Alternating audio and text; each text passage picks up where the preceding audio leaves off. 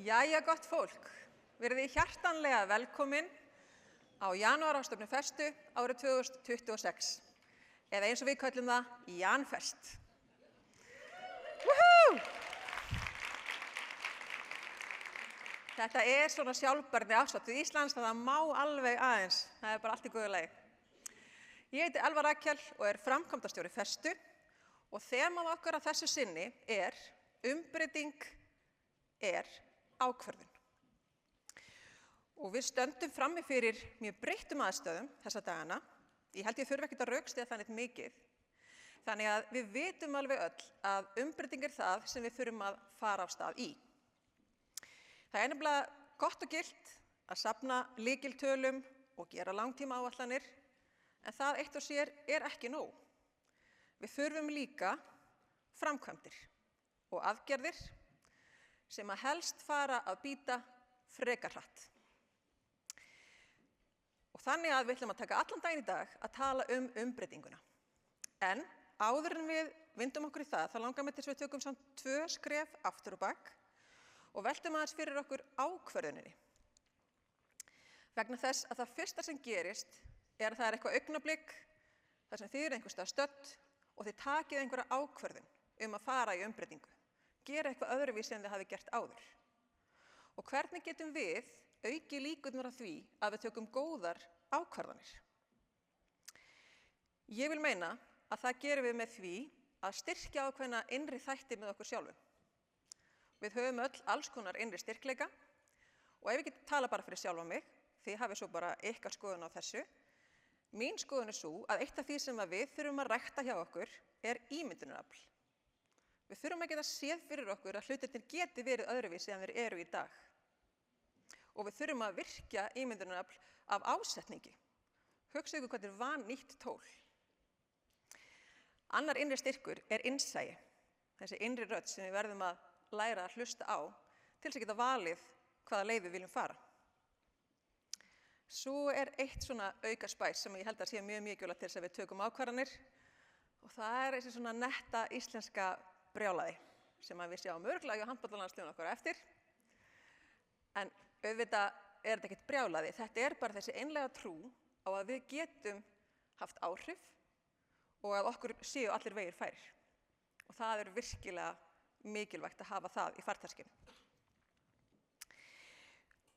Og í dag þá held ég að við getum að virkja þessa trú öll saman hérna í þessum sal og þannig skapað forsendur fyrir góðar ákvarðanir sem geta leitt af sér umbreytingu af öllum stærðum og gerðum. Við þurfum margs konar umbreytingar í heiminum í dag. Og þá stoppa kannski einhver við og segir, bíddu, af hverju samt umbreytingar? Ekki bara allt í góðu lagi eins og það ekki bara betra að bíða og jafnvel veðra storminn? Við heyrum þessu stundum hent fram. En ég held að þið öll, alveg eins og ég, finnið að það eitthvað rót í heiminum í gangi. Það einhver hreyfing á hlutunum sem að verður þess að það hefur áhrif á okkar eigin líðan barnanna okkar. Við sjáum þetta auðvitað birtast í ytri þáttum líka, eins og loftslagsbreytingum sem farnir að raungerast og hafa áhrif á okkar daglega líf, hvar við byggjum upp bæinn okkar og innviði og hvernig við stundum viðskipti.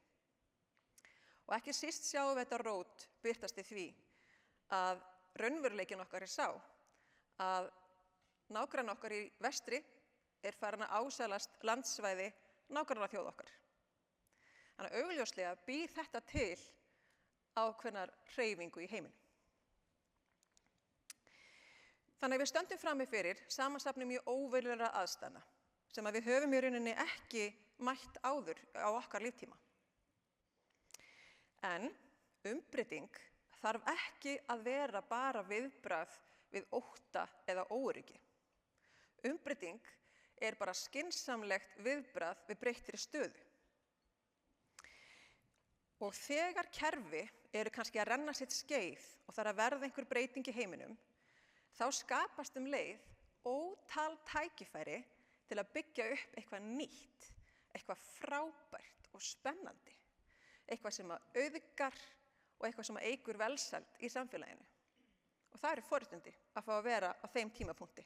Ég held við ættum að líta á það þannig. Umbreyting samt ekki alltaf auðveld. Ég ætla ekki að ljúga því að ykkur. Breytingar eru að sjálfsögðu krefjandi. En ég heyrði mjög gott viskukorn daginn sem ég langar að deila með ykkur, sem svolítið á þessa leið, að þegar við erum búin að taka ákvörðunina og við erum á leið í umbreytinguna og við erum búin að sjá fyrir okkur hvert við ætlum að fara, þá erum við mjög dugleg í að teikna upp allar hindranir sem eru á veginum. Það er ekki vandamál. Við erum mjög dugleg að sjá þær fyrir okkur. Þannig ég stend hér og ég á leiðinni í einhverja vegferð og ég sé allar hindranir á leiðinni. Gott og vel, svo þramma ég á stað mína vegferð og þegar ég komin svolítið vel á veg, kannski ég bara jafnvel komin alla leið og ég horfi tilbaka yfir farin veg, þá sé ég ekki lengur eina einustu hindrun, ég sé bara sigra. Og þetta held ég sé mikilvægt fyrir okkur að hafa í huga og þess vegna ætlum við í dag að sýna ykkur og leyfa ykkur heyra frá þessum 10 manna hópi sem einmitt komið vel á veg með því að breyta hindrunum í sigra. Þetta geggjaður hópur og ég á eftir að kynna þau öll fyrir ykkur mikið betur á eftir, þannig ég geri það ekki núna. Ég mun segja ykkur allara þeirra ævisögu þegar við koma inn á svið eftir. En þau fá öll frekar knappan tíma og það mjög vilja gert. Ég veit að þau eru sum bara eitthvað, hvað ertu að gera okkur? Þegar fólk tala svona rætt, koma svona mörg á svona litlan tíma. Það vegna þess að við viljum að þið fáið sem breiðasta mynd af þeim tækifærum sem að umbreytingi getur falið í sér og þeim leiðum sem hægt að fara.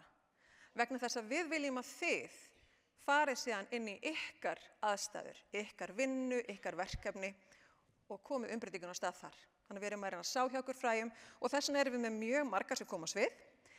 Þið getið ímyndað ykkur, það sé svona bara eins og þið sé að skrolli gegnum streymisveitu og þið sjáu fullt af stiklum alls konar áhugaverða hluti sem allir snerta á umbreytingu. Til viðbótar við þessa frábæru ræðumenn, þá koma þessi snillingar hérna líka á svið og þetta eru hin yndislegu trún og pör okkar. Fyrir þau sem hafa ekki verið hjá okkur áður, þá þetta nokkurs konar örviðtöl. Þau koma 2 og 2 upp á svið og eiga bara svona stutt viðtal hvert við annað, má segja. Þau hoppa hérna upp á svið, hérna hinum megin. Ég kynni þau ekkert, þannig að þau eru ekkert að svindla, þó þau bara hoppi sjálf upp á svið. Og þau getur hugsað það þannig að þetta sé svolítið bara eins og þið hafið farið í sund eina kvöldstundina og við hliðina á okkur í sund í heita pottinum situr akkurat bara Bogi Ágústsson og Þórdís Kolbrún og þú ert bara svona aðeins að hlera. Hvað þau að spjallum?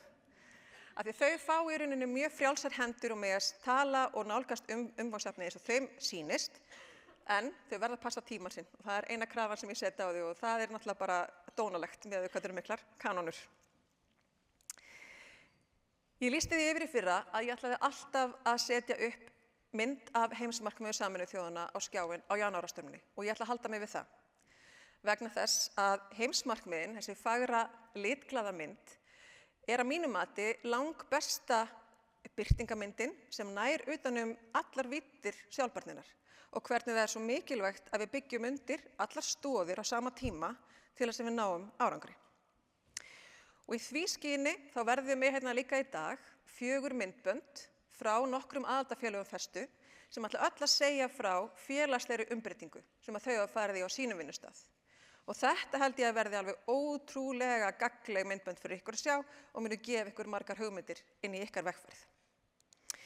Þannig eins og þið heyrið dagskráin snörp, hún fjölbreytt og hún skemmtileg. Vegna þess að við lærum mikið betur þegar það gaman. Hérna QR-kóðin, ef þið eru ekki með dagskrána þá getið þið sótt hana hérna, hún líka inn á sjálfbær.is og svo langar mig að biðja ykkur að vera dugleg að deila inn á samfélagsmiðlum frá deginum. Það hjálpar festu mjög mikið. En þannig líka stígið þið inn í þetta ljósbera hlutverk og getið bara dreift út alls konar góðum hugmyndum, alls konar tækifærum. Þannig að ég hvet ykkur til þess að gera það í dag. Í ár á festa 15 ára afmæli.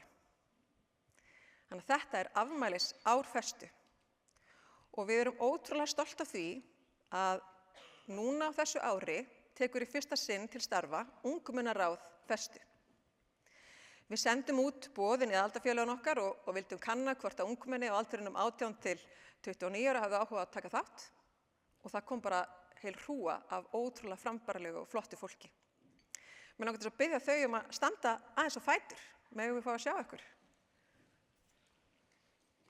Gefum við gott klapp.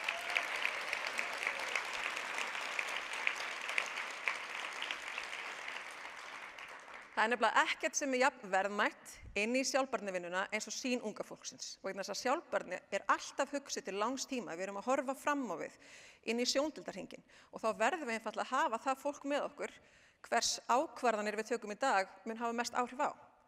Þannig við þurfum að hafa þau með og við erum ótrúlega glöð og þakklátt fyrir að þið skuli vera með okkur í þessari vegferð.